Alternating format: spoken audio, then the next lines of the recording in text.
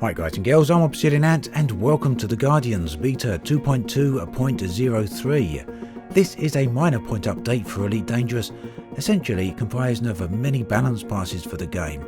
So there's a number of fixes and changes going into the game, most notably for Powerplay, engineers, as well as weapons, and we're going to have a look at some of those right here. Now, one of the things that has been on many people's minds for a long time now is commodity storage. It's something that people have kept asking for, and one way or another it's something that Frontier have kept hinting that at some point would turn up. But they've at last confirmed that if we do get commodity storage, and it seemed to be a bit of a big if, it's going to be a very long way away. So meanwhile, they have a new plan, and that plan is to completely remove the commodity requirements from engineer blueprints. It's not really a change that could be classed as a fix, but nonetheless it's still a welcome change by many, I would have thought, and is going to make getting mods much easier from this point forward.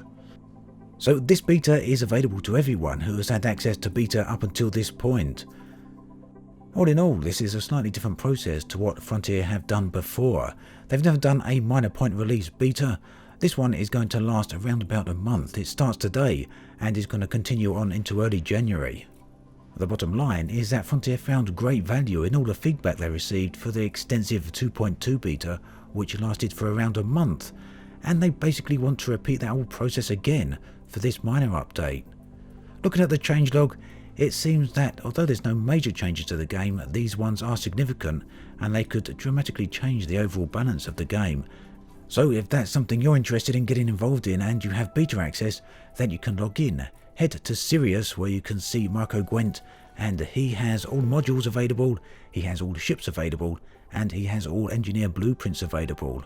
Frontier have gone all out then to make this entire beta process and testing very easy. As with the previous betas, you can give fish to Marco Gwent and he will then do what you want him to do. As soon as you unlock the first grade 1 module, you'll then get access to all grade 5 modules. Frontier then got one more change that they're planning for this particular beta to make things that much easier for everyone else, and that is once everything is settled down, they're going to throw a switch, and from that point everyone who begins a new save will start here at Marco Gwent's base with 1 billion credits. And do keep in mind that you need to be on the beta servers to do that. Don't go deleting your save on the live servers. Right then, let's take a look at some of the changes within this update. I'm not going to read the entire patch log, but what I will do is look at the things that jump out at me here. So first off is a new mini USS bubble around Colonia. So as far as I know, that's something that's absent at the moment. If you fly around Colonia space, you don't come across any unidentified signal sources. That's something that's going to change, and basically it's one more step to making Colonia a fully inhabited area. One very interesting change is to the reboot and repair option that you can find in the right hand menu of your ship. Now normally you use this when your thrusters go offline, but you can now use it to bump start your shields. So when your shields are completely drained, you can take the risk of rebooting your ship mid-combat perhaps, and when it comes back on, it will bring your shields back up along with it.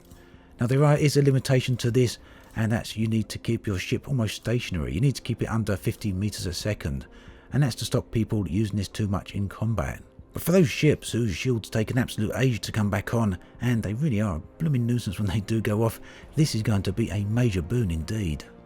One point on the patch notes that does stand out for me is a little bit that says added passenger seating allocation to allow passengers to be assigned outside of mission boards. Now I'm not sure exactly what that means, I haven't had a chance to test it out yet. What it seems like is that you can move the passengers about in their seats once you've already accepted them from a mission. So I'm going to test that out later on to see exactly what that means, and well, let's hope it's something that's actually useful. A new mission type has been added, and this one is for investigating the ancient ruins. Now it doesn't expressly say whether this is for a regular mission or for a passenger mission. I assume it's for a regular mission, but I wonder what that could actually mean. Maybe it's going to be something that will unlock some more information about those archaeological sites. Here's a change that is going to affect quite a lot of people, and this is a change to gimbaled weapons. They're now going to be linked to the sensitivity of the ship's sensors. Although it doesn't expressly say in the patch notes here, it was also mentioned a while ago that the arc of fire, the degree range in front of your ship through which the gimbaled weapons can track, is also going to be reduced down. And overall, the plan here is to bring a bit more of a balance between gimbaled weapons and fixed weapons. Not so much balance in terms of their functionality, but more so a balance in between how they're actually used. Basically, it seems that Frontier feel people are using gimbaled weapons as the default option, and they really don't seem to want this. They would prefer people to mix and match it up a little bit. Personally, I used gimbaled weapons a lot, although I'm not adverse to using fixed weapons and can really use them fairly well when push comes to shove. But bottom line, I'm not opposed to this change, but I'm curious to see how it's going to actually play out. Fixed weapons are also getting changed, with fixed multi-cannons having their clip increased from 90 up to 100. And the same is also true for fixed cannons, which are having their clip increased from 5 up to 6. So generally there's some balancing for all weapons all the way through, a lot of different information there, and I'll put a link to the patch notes in the video description so you can take a look at that. Now there's also some changes to Powerplay. Some things. Now Powerplay is something that I don't actively engage in. I was involved in it right at the very early days when it first came out, but it wasn't something that greatly interested me. And one of the main things for that was simply down to the fact that you keep getting interdicted no matter where you go, so once you're involved with it, it's very hard to keep away from it. And the other thing I didn't like was the fact that merits decayed over time. Both of these are things that Frontier are planning on changing. Now there's no changes yet as far as I'm aware to the merits, but it's something that Frontier were talking about on their live stream last night, and they actually want to remove or at least limit the decaying process that goes on there. One of the things that has gone live in the beta though is the removal of assassins within Powerplay, and this should go a long way to dramatically reducing the amount of Powerplay associated interdictions we actually get. Sticking with the topic of Powerplay interdictions, there's now a number of checks that Power Security and Powerplay pirate ships actually have to do before they can interdict you. They have to basically check for Powerplay related vouchers or Powerplay cargo. Power Security NPCs are also going to have to check to see whether or not you're wanted locally. Now if none of these criteria are met, then you will get left alone and you won't be interdicted even if you are pledged to a power. Now for me, this is a massive change, and I think it will go a long way to remove some of the frustration that is surrounded with Powerplay. This isn't a complete Powerplay overhaul, of course. It's just a balance pass, but it does go some way to address many of the problems that people are having with the system. Finally are the changes to the engineer blueprints. Now some weapons are dramatically having their effects changed, and if you've already got a weapon that's been rolled, you won't have to re-roll it. Instead you'll get an equivalent version of what you currently have. How that's actually going to work in practice, I don't really know.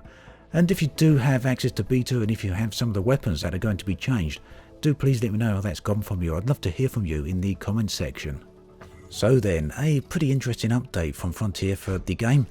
They've never done anything quite like this before, a huge big balance pass, and they said there's more to come in the future. They're going to look at exploration and perhaps some other professions as well. This patch is going to stay on the beta servers until January, so it's going to be quite a while before it actually makes it to the live servers. What that means for patch 2.3 is anyone's guess, but it's looking more and more that we're not going to see anything on patch 2.4 and season 3 until well into next year. At this point, I wouldn't be at all surprised if we don't see season 3 until between July and September time. But then again, who knows, we may get surprised yet. I'll be back again later on with a closer look at all these updates. For now, as always, thanks for watching, and I'll catch you guys and girls next time.